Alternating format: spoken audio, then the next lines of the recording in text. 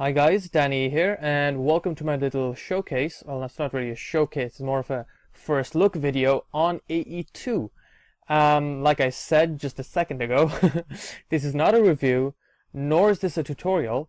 In fact, I've only been playing around with it for a couple of hours and, reading the wiki. I haven't even watched any videos or things like that. I don't even know if there are actually videos about this. So my knowledge is completely on what I read from the wiki and what I found out for myself. This is my second attempt to making the video. In the first attempt I made the video, the whole thing, around 50 minutes long, and I knew I could do a better job.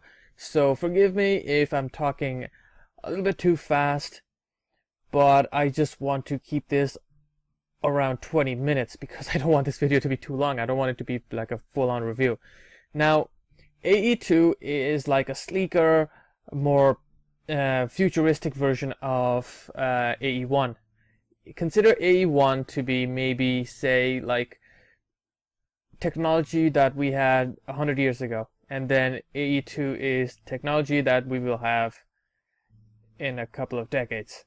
I know that isn't really a good comparison. Basically, I mean, well, the old AE did its thing.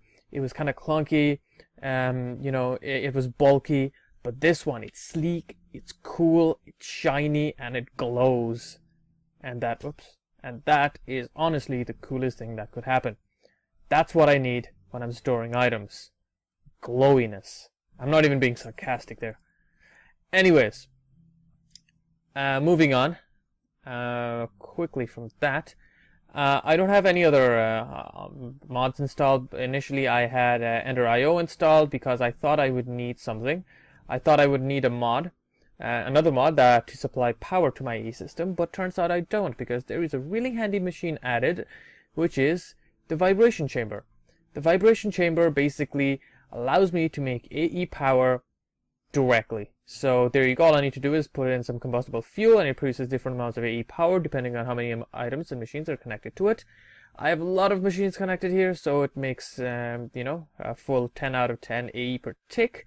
If I had no machines connected, it would produce around 1 to 2 AE per tick. It will always produce energy, and the amount of energy it produces depends on how many machines are connected to it. So it is possible to waste a lot of energy. I have items I have the lava buckets put into it directly using this export bus. It wasn't working at the start because I had an empty bucket there. As you can see, as soon as the empty bucket is taken out, the next lava bucket is put in. And now what I can do, another cool thing I can do with any of the blocks in this, is I can use one of these quartz wrenches. I think this should work with any wrench, and now I can turn it in any direction I want. It still works, but I can turn it in different directions. I can even do this with that. Let's see if I can turn it on 4 sides. So 1, 2, 3, 4 times 6 sides of a cube. So that's 6 4 is 24. I can move it in 24 different directions, which is really, really cool. Okay. On to ore generation. Ore generation is completely the same as before. There is the Certus quartz that you use. There's also a thing called charged Certus quartz. Basically, it's the charged version of the Certus quartz, and if you break it, you get the charged Certus quartz crystals. Compared to that, you can also make the charged Certus quartz crystals. I didn't even know I could talk this fast. You can also make the charged Certus quartz crystals by using one of these guys. Don't mind that. This guy is called a charger, and all you need to do is take a normal Certus quartz crystal, put it in there, and we can see it starting to get shiny. And if I just right click, no, that's still the normal crystal. I don't know if maybe the battery ran out, but let me just put another one in there. Give it a couple of seconds. Okay, maybe it worked now. Ooh, look, lightning effects. Did it work now? There you go. Now it's just charged Certus quartz crystal. In the charger, I can also charge various other things. I should be able to, according to what I read, charge any of the tools and items and machinery from other mods as well. But I can also charge any of the items from AE itself. For example, the matter cannon that allows me to shoot the different matters that I can make. It works exactly the same as AE1. I just put that in there. You can see it being rendered there. It looks pretty nice. Give it a couple of seconds, right click to take it out, and we can see it's charged up a little bit. Okay, that's that. Another cool thing that this adds is the option to grow crystals yourself. Now, this doesn't just add this doesn't grow just normal crystals. You can grow special crystals. The special crystals are called, I do not remember what they're called, but I will in a second. Basically, to make them, all you need to do is throw in the crystal seeds, which you make really simply with dust and sand in a block of water, just like that.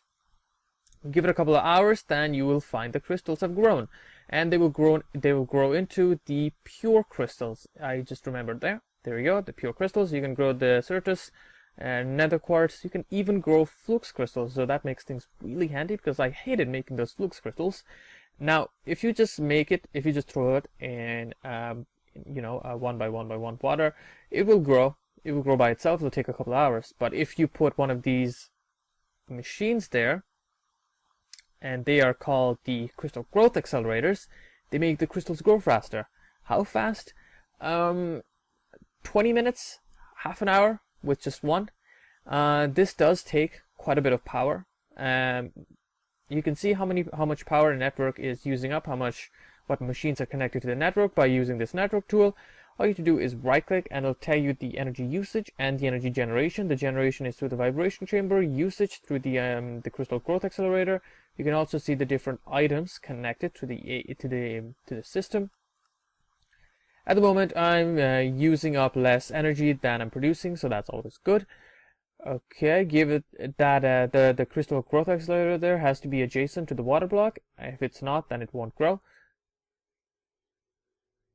Okay, I'm just looking at little lightning effects. That's pretty cool.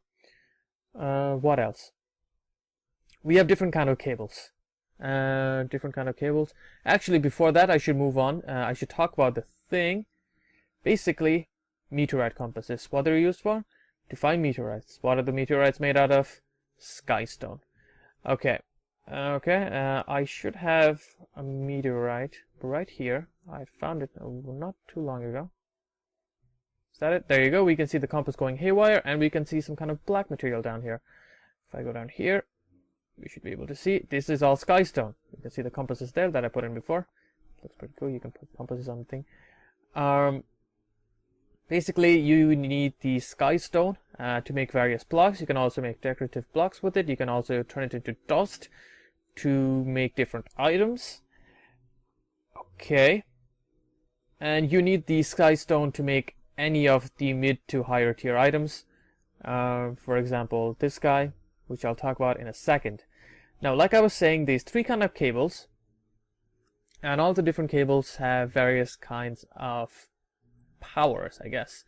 We have the normal cable, the covered cable, and the smart cable, the covered cable, the glass cable, and the dense cable. The smart covered colored glass covered and smart can all hold 8 channels. They can support 8 channels. I'll explain channels in a second. While the dense cables, which I have there, that's the dense cable, and that are the smart cables. Those are the smart cables. The dense cables can support 32 channels. What are channels? When you add a machine to the network, you're adding a channel. So, for example, that terminal there, okay, that's a P2P redstone, a redstone P2P, but that's also a channel. That adds one channel, that adds another channel, and I can hook up those 2 channels by using what is it called? Something card. The memory card. Okay, I guess I'm moving on to P2P now. P2P works exactly like it did in AE1. Basically, you can connect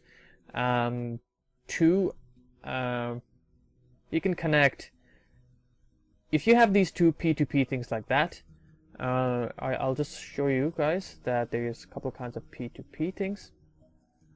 We have the item, the fluid, and the redstone. See, for example, I had a pipe there and I was supplying it with items. If I shift right click on one side and right click on the other side to load the same settings, I'm not even pressing anything anymore. I don't know what happened there. I can make it so that the items I pass through there through the to the P2P terminal can be taken out from this one. So it'll be like the P2P is like some sort of interdimensional wormhole that's connecting the two pipes together. It works exactly as if the two pipes are together, and this P2P redstone works exactly as if there was a line of redstone there. So if I flick that switch there, that redstone output comes off. If I flick that there, that turns on. I could have this cable stretch for 100 meters that way, and if I flick this switch, and if that over there it's chunk loaded, then the redstone signal will come out of there, as long as the two P2P terminals are connected or linked. So back to the cables. There's 4 kind of cables, but really it's really 2 that matters. There's the dense ones, and then there's all the other ones. The dense one can hold 32 channels, and like I said, channels are basically the different machines you connect. Networks are how channels talk to each other. Okay, and the dense can hold 32 channels, and the normal ones, the thinner ones, can hold 8 each. You can use the dense cables, but you are not able to connect terminals onto it, nor can you connect buses onto it. If you want to connect terminals or buses, you'll need to connect them using a thinner kind of cable. As you can see, I'm using a smart cable there, connected to that. If I was to connect the terminal to there, it wouldn't connect, but there it connects. Right now, if I right click on that, I'm not able to put in any items and things like that in there, because I still need the ME drive with the different storage cells.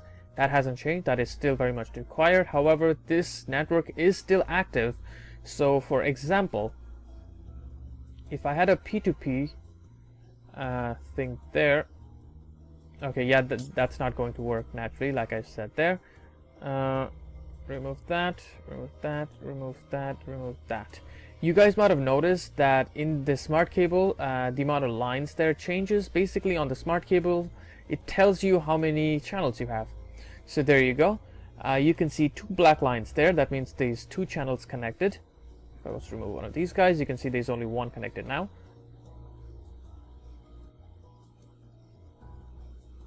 Okay, so now all I need to do is this and that. We can see that it's not outputting the same kind of redstone signals. If I shift right click there, oops, shift right click there, and right click there. Okay, that's not working. Oh, that was a biometric card. No wonder it didn't work. I was supposed to use the memory card. I used the wrong kind of card. Shift right click there. It saved the settings from that one. Right click there, and there you go. Now it's working. To use the P2P, you don't need to have an ME drive. But if you want to move around items or store items inside of the AE system, you really should. I like how the compasses look, to be honest. They can use some kind of decoration as well. The terminals, as you can see, are pretty flush with the that is a facade, as you can see, and they work like a multi-block, so they're actually on the block with the cables themselves. They don't jut out. This was the thing I was talking about before. In AE1, the access terminals would be a separate block by itself, but now you can flush it in with items from this side and that side, because you can use those facades like I was using. So if you had birchwood planks, you can just go boom, and there you go. If you had like walls made out of birchwood, whoops, that's not supposed to be there. Oh, never mind, it connects the two. There's a hole created in the middle. There you go. You can't even tell that there's a cable running through it unless you had Y-line, in which case you would be able to tell. It still looks really good though. You can even do that with the P2P terminal there. So, really awesome. You can do it with the what are they called? The storage buses. You can do them with pretty much anything at all. They look pretty nice, just like that. And those are the cables and the P2P. Like I was saying, the smart cables show how many channels are going through it. So for example, on this one, you can see 2 black ones and 2 yellow ones. The yellow ones are basically the channels.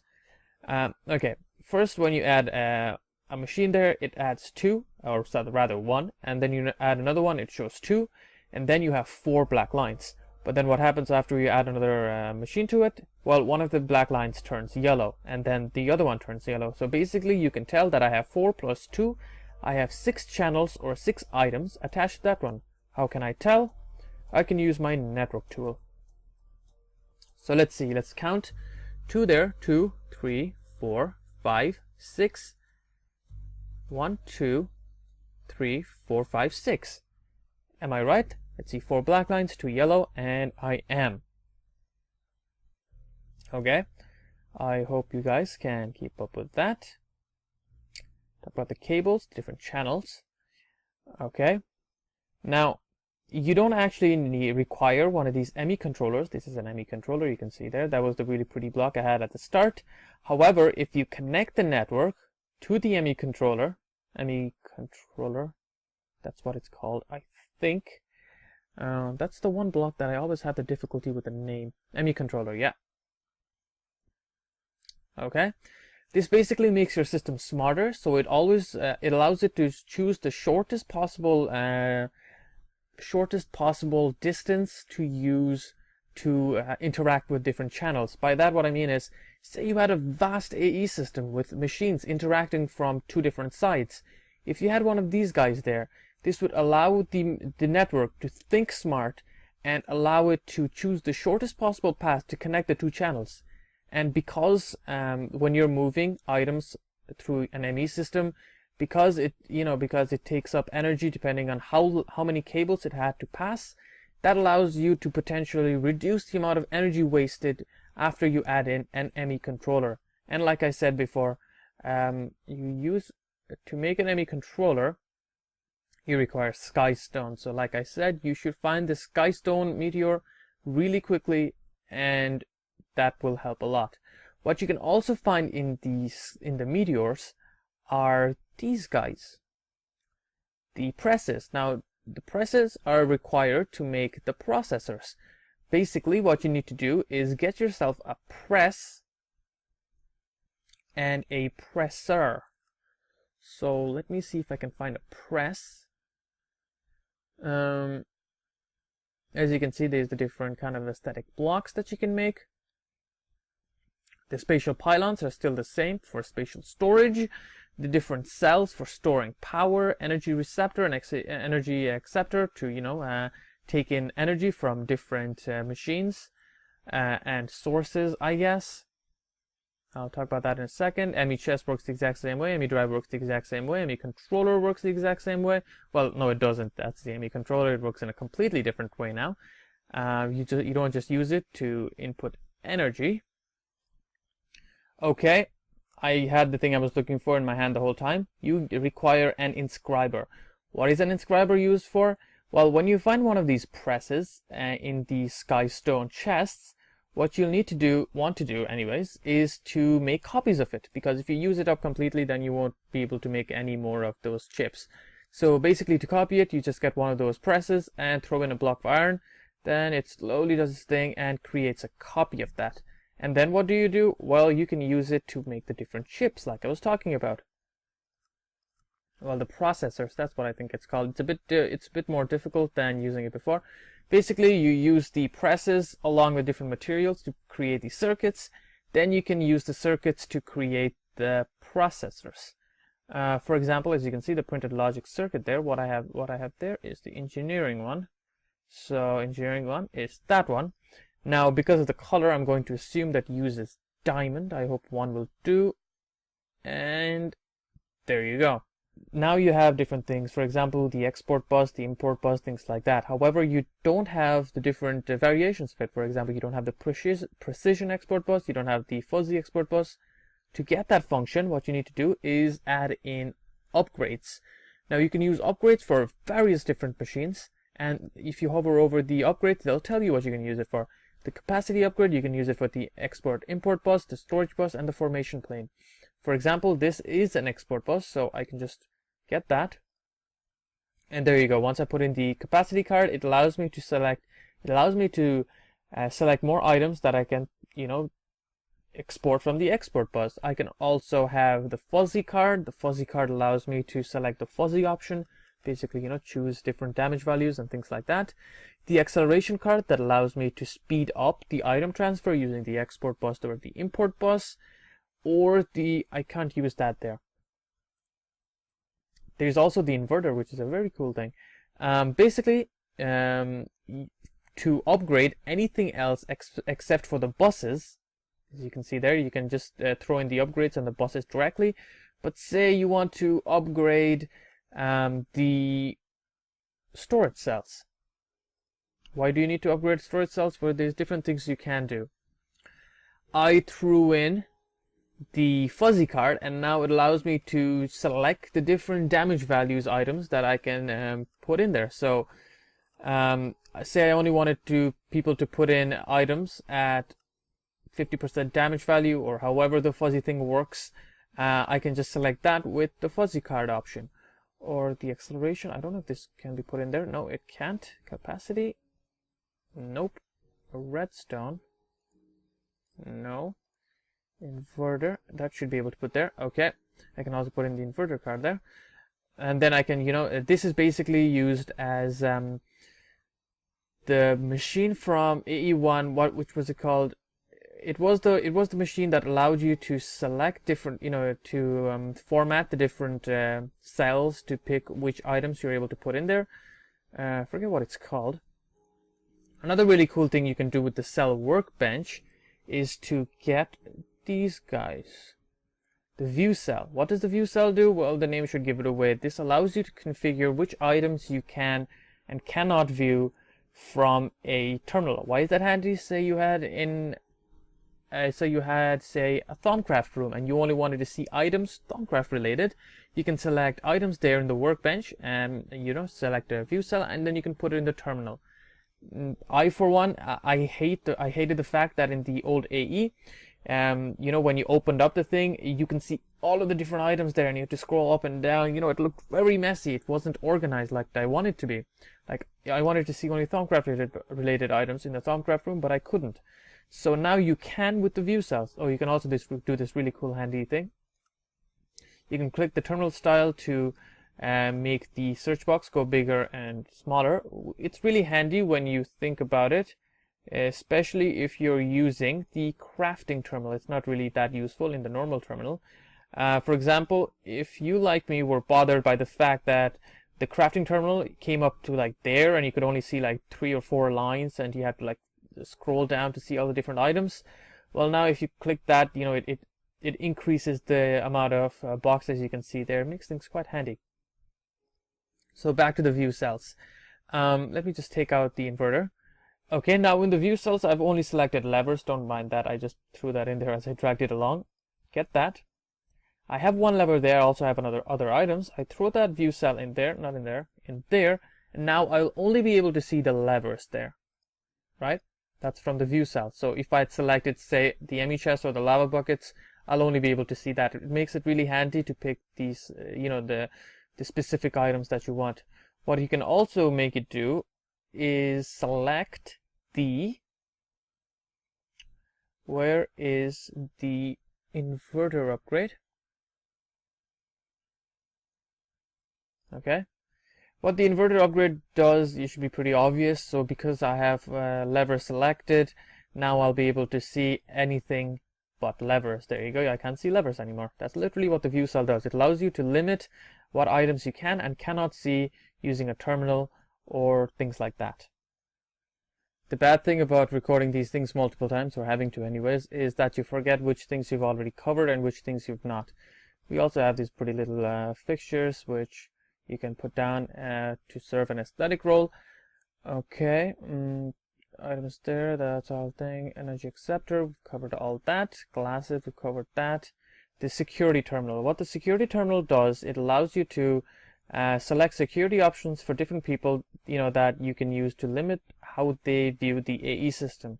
So first, what I'll need is the biometric card, which was what I had in my hand, that I confused with the card to select for the P2P. So if I just shift right click, I can select the biometric card with my biometrics. I think that's what it's called. And then I can select the option if I'm able to deposit, withdraw, craft, build security, which you just modified the security terminal of the network.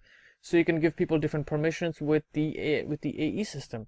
So if you had a vast server, with many people in whatever you want, you can now select different security options for different people, so they don't steal all your diamonds while you're not looking or things like that. Maybe make it so they can only deposit items or something, or craft things. So that is the security side of things. The portable cell works like a backpack. If I right click, it allows me to throw in items like that. It does use up power. There you go. You can see how much power it has, how much you can only store 27 types of different items in there, and that's a very small amount of storage. However, what you can also do with the portable cell is you can pop it in directly inside of the ME drive to use it like another memory chip. So there you go. Any item that you put inside the portable cell can now be viewed from there. So that makes things quite handy as well. Now what else you can do with the terminals is to take these illuminated panels, which is actually required to make the terminals. As you can see there, they require the illuminated panels. You can also use the illuminated panels as light sources that you can power directly from your AE system. So for example, if it was night right now, you can see that the illuminated panels are still giving out light, so that makes things really cool. You can create pretty cool things with it, just like that. There's also various different kinds of it. So there is the dark illuminated panel. Boom. Which is just a darker shade of the normal illuminated panels. And I think that is everything that there is to cover. I just checked. This time it should be just around half hour, which is a lot less than the hour that I had filmed the last time. Again, I apologize that I spoke so quickly. Usually I explain things really slowly, and that is my thing. However, I wanted to cover everything that's so awesome about AE2, and wanted to keep it short as well, because I didn't want to make it a two-parter, and uploading an hour-long video takes a ridiculous amount of time, and watching it takes a ridiculous amount of time, so I wanted to keep it sweet and short.